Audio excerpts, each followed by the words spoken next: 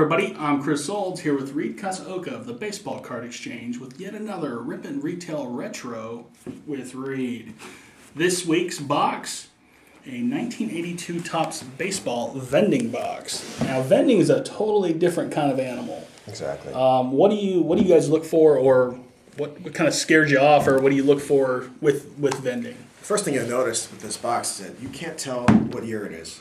Right. This is Topps' version of making products for wholesale. They're available to dealers who buy big 12,000 count cases of cards, and they would break it down to make sets, because Topps didn't make factory sets back in these days. So the only way that you can know for sure is when you take off this cellophane wrap, which we added on after the fact to keep the box intact, is that you can see from the side of the card, or take out the card a little bit out of the box to see the patterns 1982 Topps. Yeah, because this design, this color of box was used all the way up until like 1988 or 89. Exactly. Somewhere, maybe longer, but I know when I bought some of these in the 80s, they looked just like this. And they started using this. This is a mid-70s Topps logo right there. So this box was used for a long, long time. Right.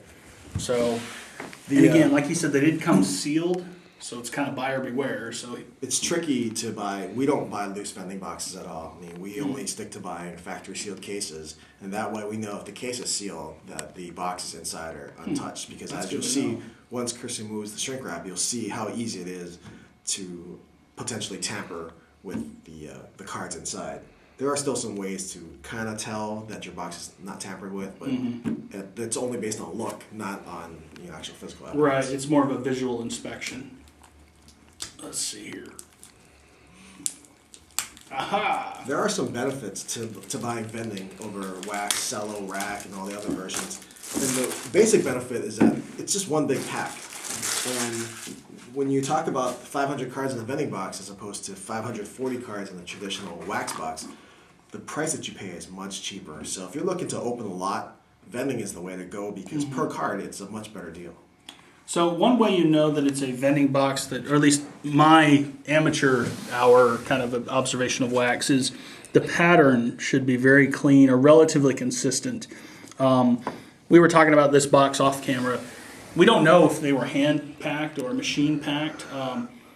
So most of the time, like I've opened a case of these from '87, and most of the time it was very clean. But I could tell it in certain boxes. I opened a sealed case, but certain boxes where it looked like something had been dropped, because there were certain boxes that weren't perfect. Sometimes they put the cards right on top. Really? Top of the so there's if there's 500 this way, the guy packing it or whatever just threw some cards on the Extra top. ones, yeah. So it's one of those things where this is just a bunch of cards, and like he said, they basically sold these for dealers to make cases or build sets. I mean, so basically it's a big old brick of cards, and I'm just going to give you half the brick. You notice that the display box, is starting to fall apart, and Right. part of that is that when you stack cases of cards, the weight over the years, and it's not like everyone's got big space. You got to stack these high sometimes. Sometimes the weight makes the boxes kind of give out. Oh yeah, I mean, and it's one of those things. Like this box clearly had been dropped sometime in the past based on a little bit of damage, but the cards really aren't damaged per se. Yeah. We're kind of spoiled in the modern grading age where one little nicked corner is a concern, but back then it was about cards. It wasn't about perfect collation and perfection every time out. It was just about building some sets. Now, as Chris starts, in addition to Cal Ripken rookies, there's also a few kind of minor players out there. There's Terry Francona, Lee Smith, Dave Stewart. Not a lot of big names other than the Ripken, but once you get past Ripken, really. How about a Hall of Famer for the starters? Fergie Jenkins. I'm just going to go kind of a little bit quicker here. One thing to also note is that this box is 500 cards. There are 792 cards in the set. You are not going to get a Ripken in every box. It's just not mathematically possible. It's potentially, though, depending on if somebody, the collation, you might get two sometimes if you're lucky. I don't know how it runs, but I mean, it could happen. You'll always hear stories about the different ways of stories of people, what they got in their box. But ultimately what it comes down to, especially for a lot of the products in the 70s and 80s before they started doing inserts, it all comes down to mathematics. It's just mathematically impossible to get a rip kit in every box. Yep. And that's the thing. People do feel like, oh, I'll just buy that. It's pretty much going to be in there, but it's just not. I mean, 500, 700. Even if you get some extra cards, you're not getting the full set. Flair did do vending boxes where if you bought 4 vending boxes, you got 3 perfectly collated sets. Exactly. But Topps wasn't as cool like that. No. Flair was very dealer friendly. Yeah. So if you noticed when I popped the lid of the box, there was a streak of cards that looked different, and that's because one of the tiny stacks was upside down within the stack. So that supports your theory about it being hand packed. Yeah, that's true. Let's see. Ron Davis, Tom Griffin, little John Tudor. How about Fernando Valenzuela? That was a pretty big name in '82. I forgot about Chili Davis. Oh, there's a lot of good names in this. It's just in terms of the value, so to speak, is people have been so immersed with autographs and things that, simple cards don't always resonate as well. So then sets like these years suffer, Joe Morgan in action. And obviously the vending boxes, there's always some natural warping with these cards. Exactly. Vending boxes don't always give you the best chance at a razor sharp card because of the way they're packed. But the ones that are packed in the middle are definitely really nice. The middles of the box, you're right. But these kind of boxes are a great way, and as if any vintage pack, a great way to find key cards that haven't been destroyed with age. No wax stains, no gum stains.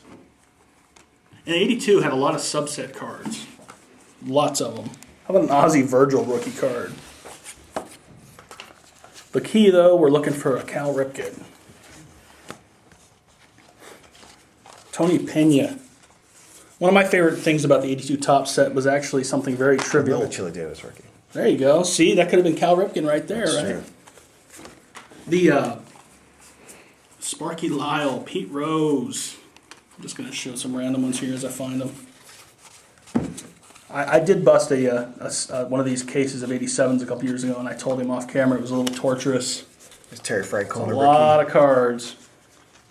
Ooh, this used to be a hot card too at one time. Jesse Barfield. There you go. Hitting 40 home runs back in the 80s was a big deal. How about George Foster? Something I just thought of. I don't know if they ever showed up in vending.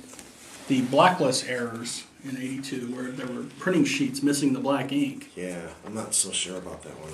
I don't know either. Even is it the Pascual Perez? Yeah, that no name error or no position error.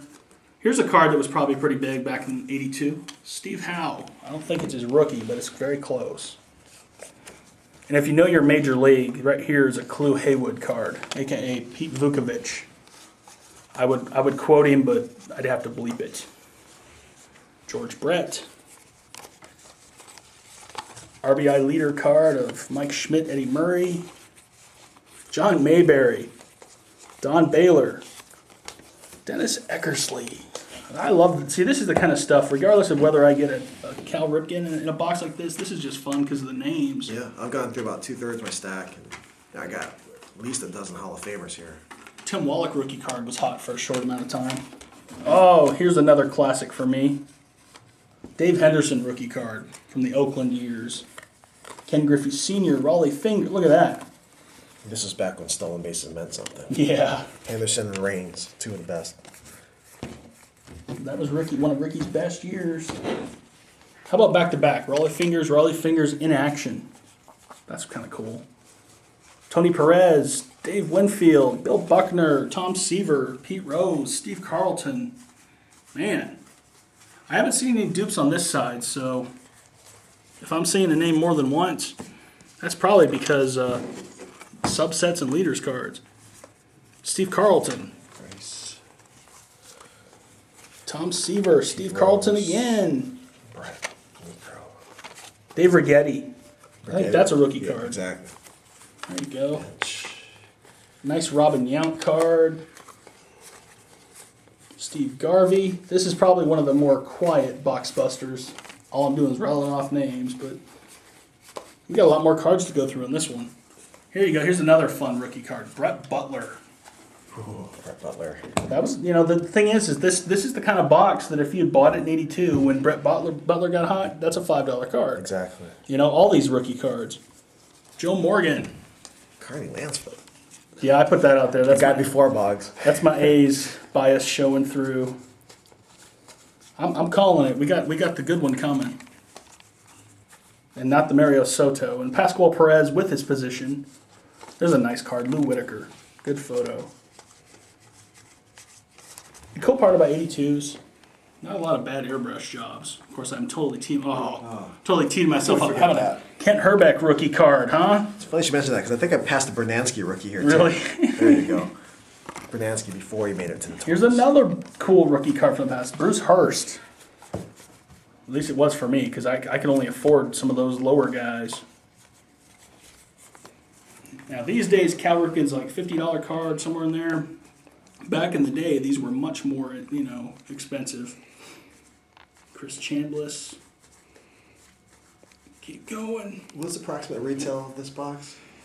Your guys' price? Yes. Your guys' price is $70. Okay. So for 500 cards, when you think about what a wax box goes for, or a set even. I mean, you've got 3/4 of a set here. Exactly. So a wax box is roughly in the $140 to $150 range currently. So for 40 fewer cards and no wax or gum stains, it's a pretty good deal when you compare it to the other versions. Eddie Murray. I always liked these cards, the home run leaders cards with the larger Mike Schmidt photo. Oh yes, another good rookie card we forgot about. Danny Ainge. Bill Campbell, Fred Lynn, Carlton Fisk, Steve Balboni, heck yeah, Mike Hargrove, and my final card of my final card in the box on my end. That's a pretty fun rookie card from back in the day too. Von Hayes, and he was around for a long time. Was a pretty decent player. Chris Bando, Sal's son. So no Cal Ripken in this mess of cardboard. But as you can see, this is a who's who. There are quite a few doubles of star players, and so on your side, even though you're not getting 500 unique cards, when you talk about how many Ripkins you can get in a box, well, if you can get 2 of any player, that's you true. can get 2 of Ripken as well. Collation was not an exact science then, nor is it now, but it's a little bit closer to it. So. Once you get a bigger sample size, like cracking an entire case, then you're going to get closer to the amount of Ripkins and whatever you should have. Yeah, if it's a whole case, I think you get something like close to 20 of each card or something. I don't remember the exact math. I'm thinking about the one I opened. I got a bunch of each card. It was pretty consistent, so maybe it's a little more streaky in 82. So any other thoughts? Any other basics to cover? No, like I said, when it comes down to vending, you got to buy from who you trust. Right. Boxes are easily searchable. And they only buy sealed cases. Exactly. I did not know that.